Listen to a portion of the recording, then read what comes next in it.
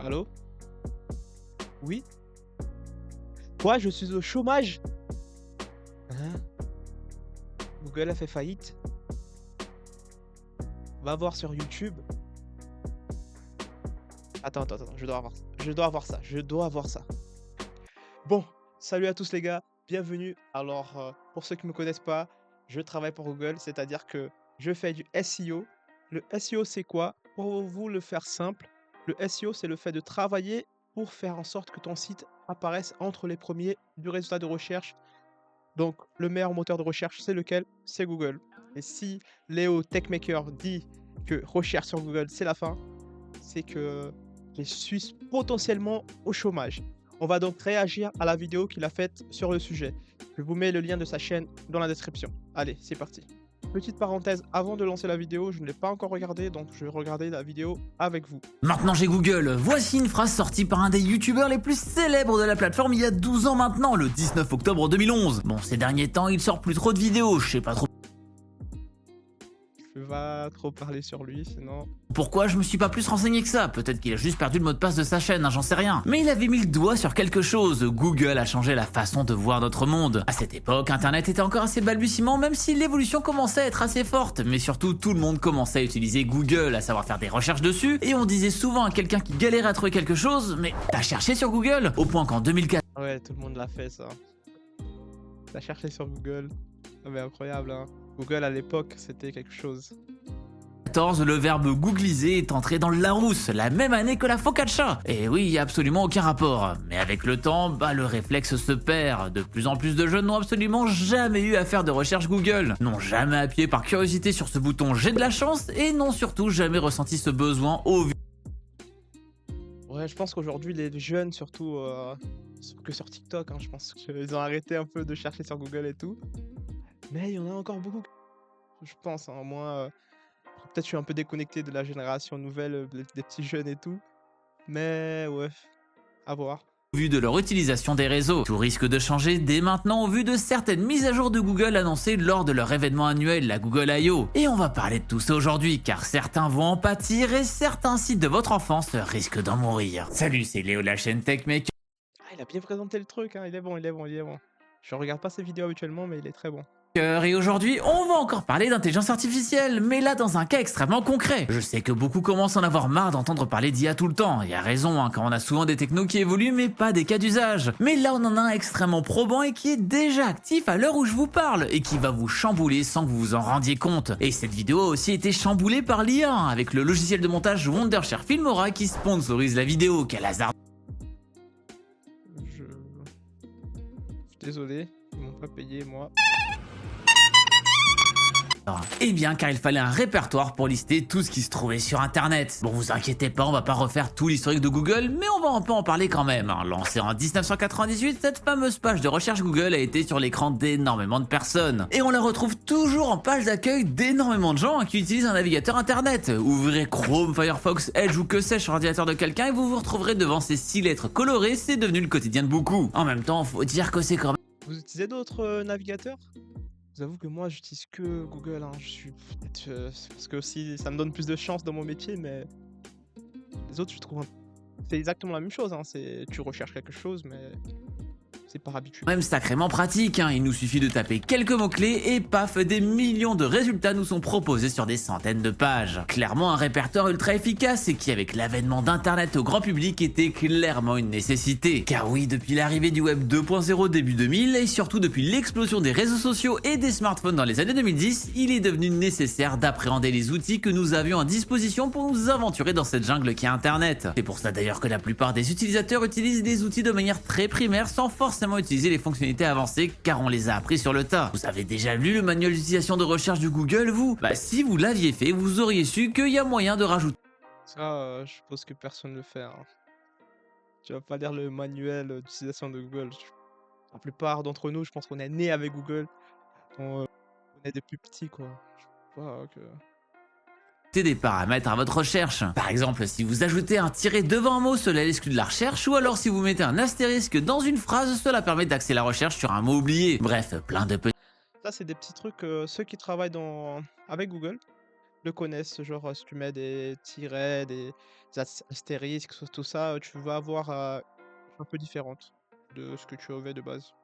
Petites features un peu rigolotes qui peuvent parfois vous être très utiles dans certains cas plus ou moins spécifiques. Mais de toute façon, je ne vous jugerai pas si vous ne connaissez pas les ficelles et que vous vous contentez des recherches Google basiques, car de nos jours, les plus jeunes n'arrivent même plus à faire ça. Et oui, la fracture numérique des plus vieux était cyclique finalement. À force d'avoir tout à portée de main, d'être uniquement concentré sur des applications à doom scroll à l'infini et de naviguer uniquement sur leurs 5 réseaux sociaux de Après, je pense que même un jeune aujourd'hui, peut-être il commence avec TikTok, mais au fur et à mesure qu'il grandit, il va passer à utiliser Google. Peut-être pas autant que des gens de mon âge, mais il va encore utiliser Google pour des recherches un peu plus spécifiques. Je sais pas s'il a besoin d'un médicament ou s'il se sent mal à la peau, je pense pas. Après, ouais, il y en a qui recherchent encore sur TikTok, même s'ils ont des douleurs ou quoi, mais je pense que si t'as, je sais pas, un mal au dos, tu vas pas chercher sur TikTok, même si t'as un certain âge. C'est à partir de, je pense, au moins de 16-18 ans, tu vas pas chercher ça sur TikTok. J'espère du moins. prédilection, la recherche Google a perdu en attrait. Pire, certains se disent qu'il faudrait faire les recherches directement sur les réseaux sociaux qu'ils squattent à l'infini. Je sais que cette stat rend beaucoup de personnes dingo, mais 64% de la Gen Z ont déjà utilisé TikTok comme un navigateur de recherche et 10% d'entre eux préfèrent ça à la recherche Google. Et ça reste C'est ouf ça, ces stats-là, je savais pas. Moi, j'ai déjà fait des recherches sur TikTok. Si je cherchais quelque chose, un test ou quoi, d'un produit ou quoi. Mais pas forcément pour tout. Par exemple, si tu cherches un vêtement, tu vas pas, j'imagine, chercher sur Google, je veux le t-shirt long. Est-ce que quelqu'un l'a déjà essayé? Bon.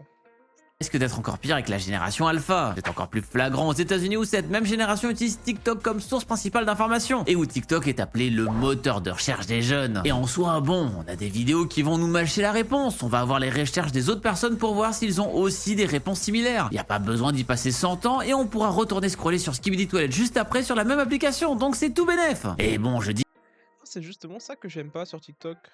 Genre, si je cherche quelque chose sur TikTok comme si j'allais faire sur Google, le souci, c'est justement que je trouve pas la réponse immédiate à ce que je veux. Je dois chercher, regarder plusieurs vidéos, chercher. Alors que si je cherche sur Google, la plupart du temps, les premiers résultats, ce sont des réponses à ce que je cherche. dit que les jeunes ont un manque cruel d'attention en mode on est trop intelligents nous, mais en réalité, nous aussi les vieux on est un peu feignants. Sur une étude réalisée en février 2023, on peut voir que moins de 5% des gens appuient sur le bouton pour accéder à la deuxième page d'une recherche Google. Et ça, tout sujet confondu, on descend à 1% à la troisième page. Non, ça, c'est certain. Si t'es pas entre les premiers de la page de Google, tu ne fais pas de l'argent, c'est tout. C'est simple et clair et net.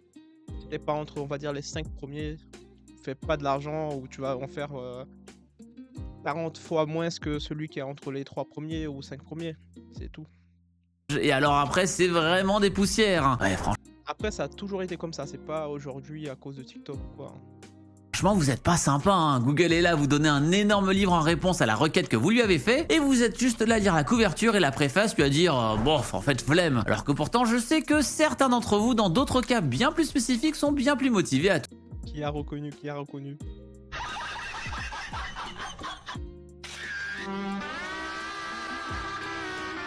Tout analyser. Donc oui, cet envoi abrupt d'informations n'est finalement pas le plus efficace aujourd'hui au vu de l'abondance de ressources que nous avons. Et cette idée de vouloir simplifier cet usage de la recherche n'est clairement pas nouveau. Il y en a un par exemple que vous utilisez énormément sans vous en rendre compte, c'est l'intégration Maps, qui fait que quand vous recherchez un lieu, comme un restaurant par exemple, plutôt que vous soyez comme un homme de Cro-Magnon de 2010 à aller sur le site, à chercher l'adresse, à ensuite aller chercher sur le site du Google Maps, pour enfin y retaper l'adresse à la mano, tout ça pour finalement vous rendre au resto qui sera fermé tellement vous avez mis de temps à faire tout ça, et bien maintenant vous avez un encart sur le côté des résultats de votre recherche avec déjà toutes ces informations et même la localisation du lieu en question. C'est une fonctionnalité que nous avons déjà depuis une bonne paire d'années et qui se retrouve être finalement extrêmement pratique. Et oui, à l'époque on parlait pas avec des termes d'IA dans tous les sens, mais en soi le système comprend que vous avez recherché un lieu en particulier et le lie à ce qu'il a de son côté dans sa base de données en ajoutant la localisation sur Maps, le numéro de téléphone, le site de l'établissement, les heures d'ouverture, les avis, etc., etc. Déjà ici un cas où pour trouver l'adresse d'un restaurant sur Google, vous n'avez plus besoin de vous rendre sur le site internet du restaurant en question. Et donc ouais, les stats du site sur le trafic de ces restos doivent pas être dingos. Heureusement que eux de leur côté, c'est pas ça leur gagne-pain. D'ailleurs aujourd'hui, beaucoup de restaurants n'ont même plus de site car finalement ça leur sert plus à grand chose. Et le truc des résumés des recherches et des articles,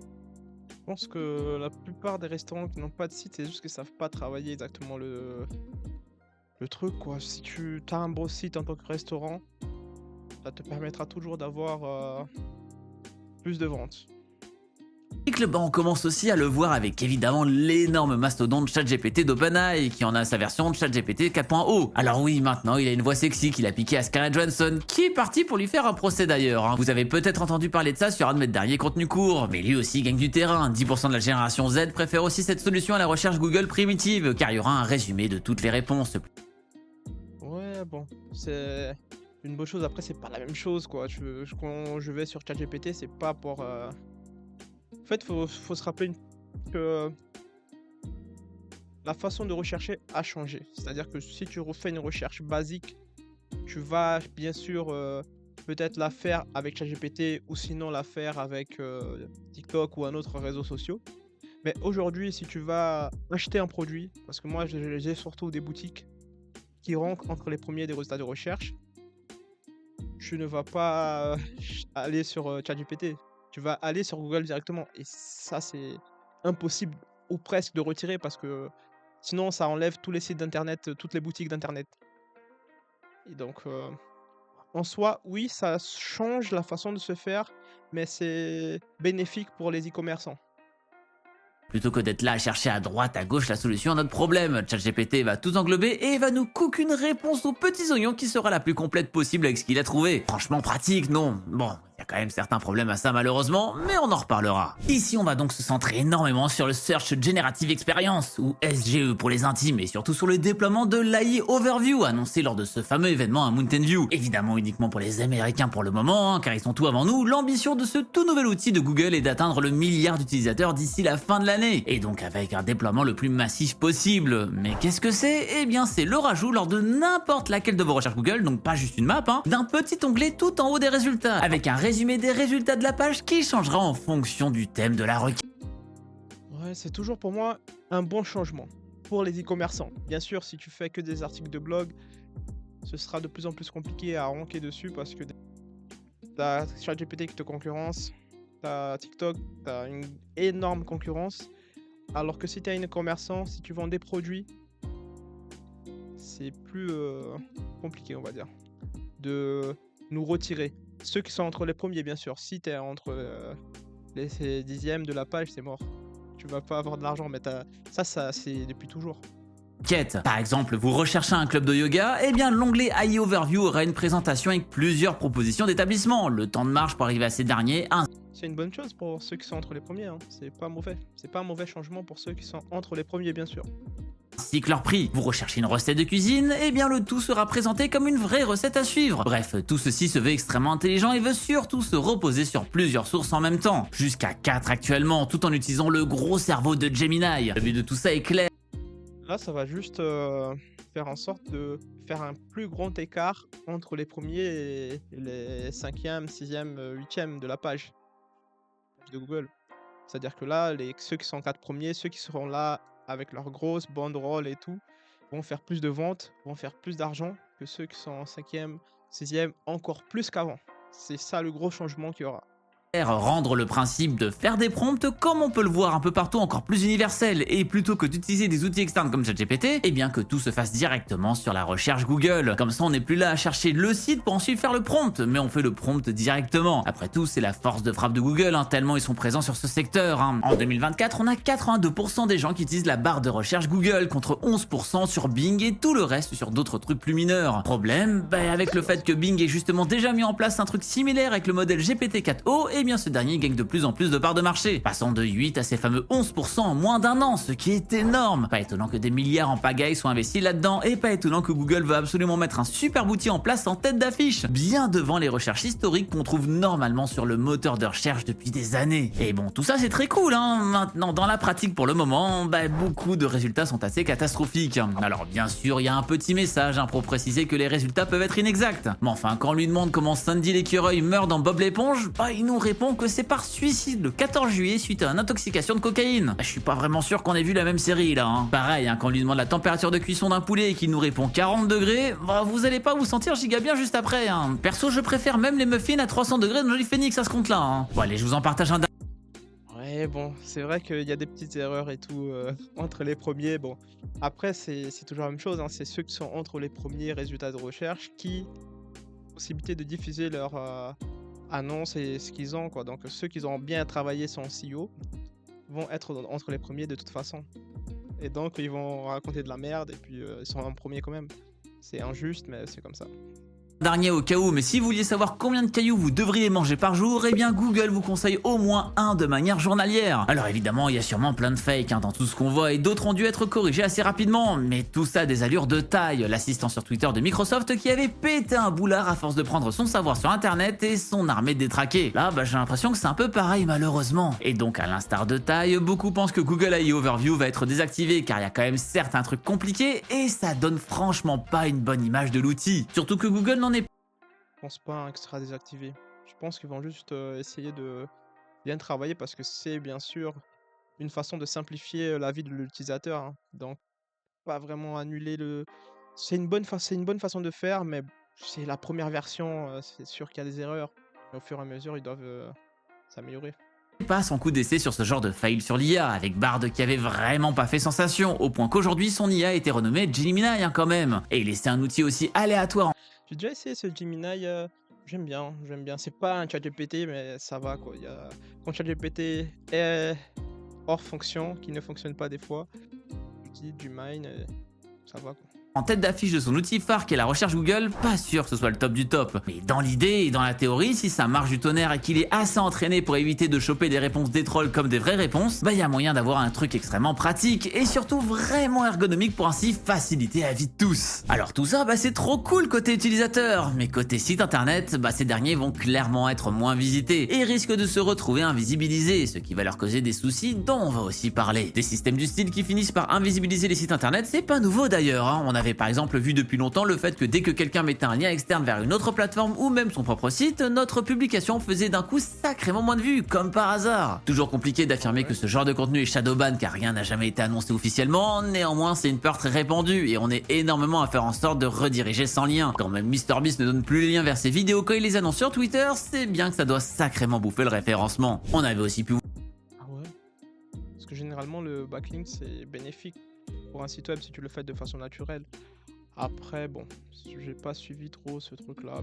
Voire plus récemment, les prévisualisations de ces mêmes liens se retrouvaient sacrément amputées, avec le fait qu'on ne voyait plus le titre de l'article sur l'image, ce qui fait que pas mal de journaux se sont mis à juste publier une image eux-mêmes et ainsi ne plus profiter de la preview. Bon, c'est un peu revenu comme avant depuis quelques mois avec une mise à jour en cours de déploiement, mais c'est toujours pas revenu comme à la bonne époque malheureusement. Et on peut se dire que tout ça, on s'en fiche, nous au pire on a l'info en direct sur les réseaux, ou même en direct sur Google avec ce tout nouvel outil. Mais le truc c'est que les sites internet sur lesquels toutes ces infos sont récupérées, ça les arrange absolument pas, ça crée une perte de trafic phénoménale et donc de facto une perte d'argent phénoménale. Car oui, un site internet ça fonctionne comme ici en fait, à coup de publicité qui pop sur l'écran, genre comme là tout de suite. Évidemment c'est pénible les publicités, mais c'est grâce à ça qu'internet est gratuit dans sa grande majorité. Sans ça, on serait sur des abonnements absolument partout et c'est pas pour rien qu'on commence à d'ailleurs voir cette nouvelle mode des abonnements pour trouver un moyen de financement alternatif. Que ce soit sur des Meta Verified, des X Premium et autres abonnements Snapchat. Sauf que c'est très compliqué de convaincre les gens de payer des abonnements quand ils ont grandi toute leur vie avec un internet où tout est gratuit. Donc il faut vraiment vendre de la pub et en vendre beaucoup, car la pub sur internet en ratio revenu par impression, c'est pas très élevé quand même si on compare à d'autres secteurs comme celui de la télévision. Et donc si un outil aspire tout ce que vous avez publié afin de résumer ce qui se passe sur notre site plutôt que de laisser l'utilisateur venir lui-même chercher son info, l'utilisateur ne verra jamais la pub qui...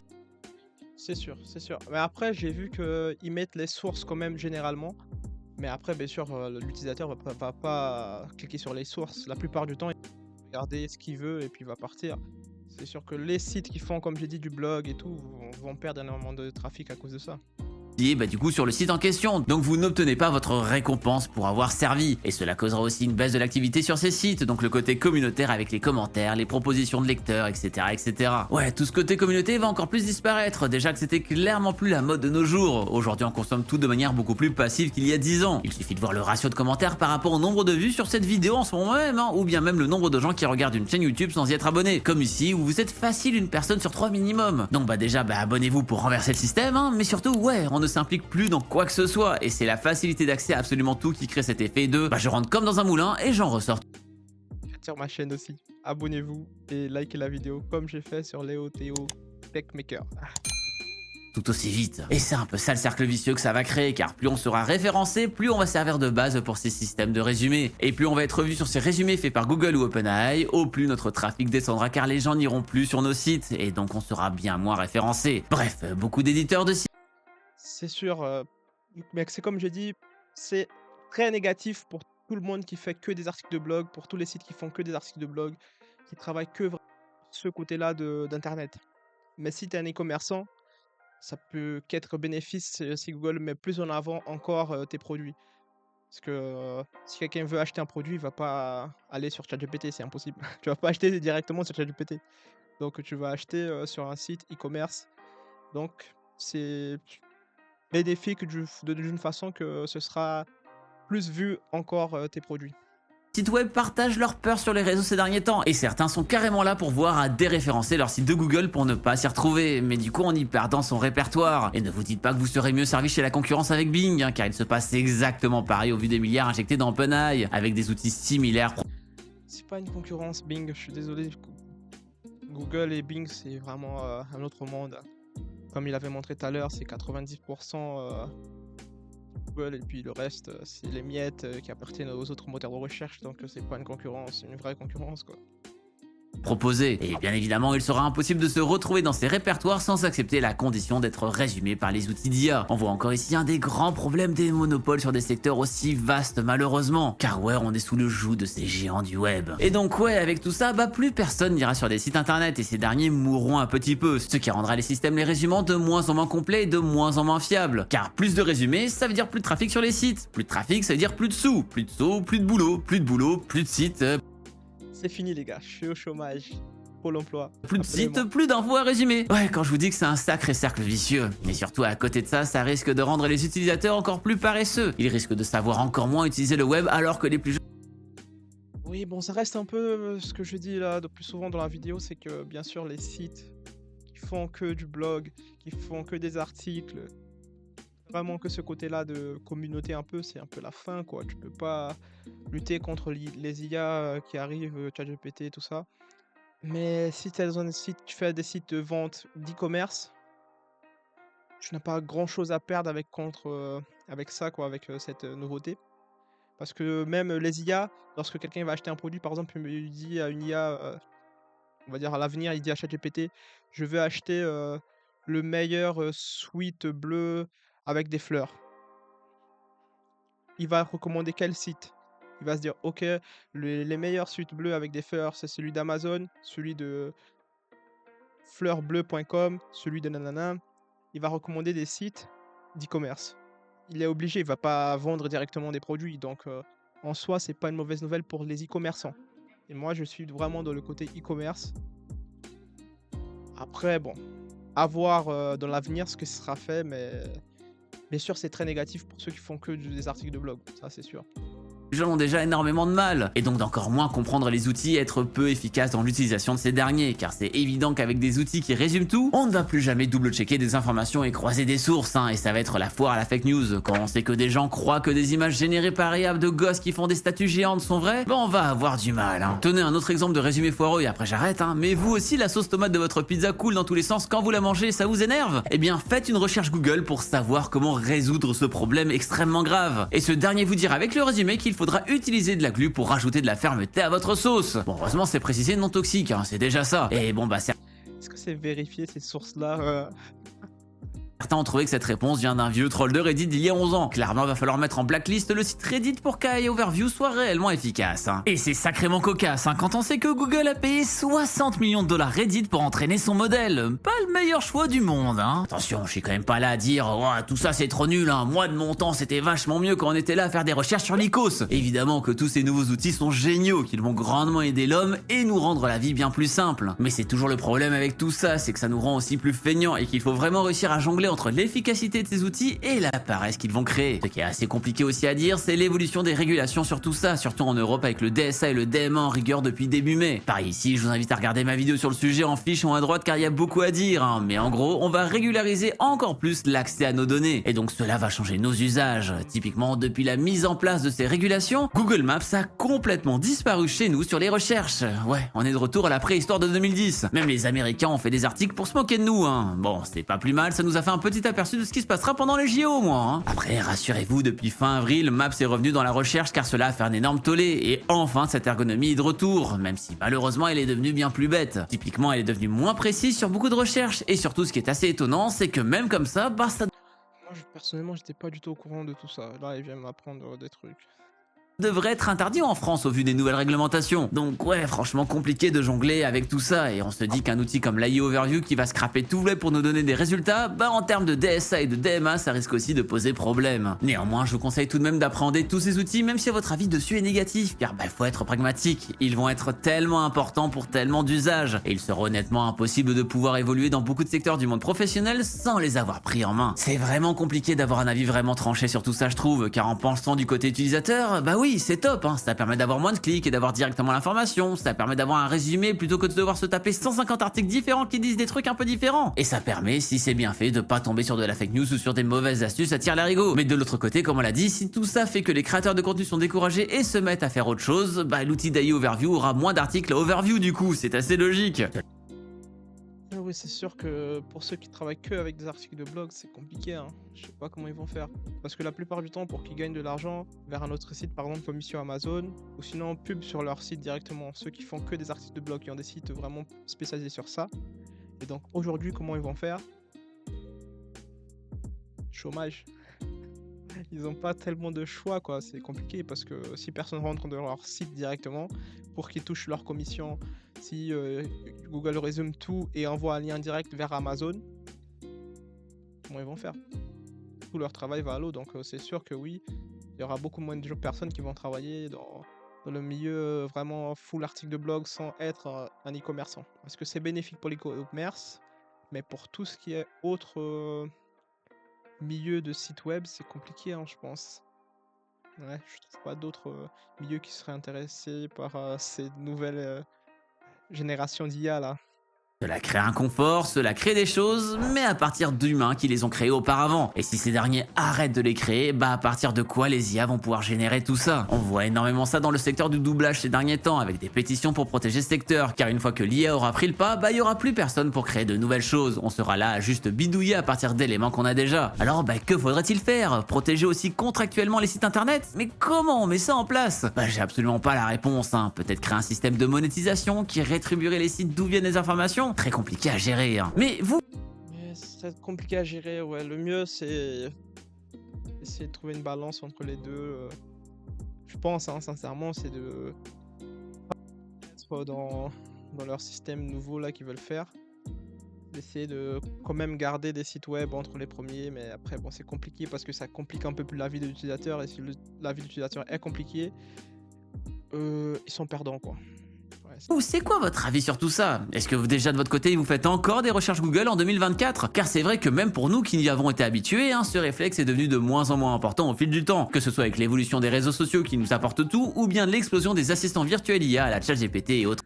ce que j'ai pensé là, c'est peut-être ce qu'ils devront faire pour qu'ils dominent vraiment le marché. Peut-être, je sais pas s'ils sont capables de le faire, mais ce serait de même de payer des personnes qui écrivent donc des articles pour eux et que les commissions qui iraient vers Amazon ou les commissions qui iraient vers d'autres sites et tout, ben c'est eux qui vont toucher directement, c'est-à-dire les créateurs de Google.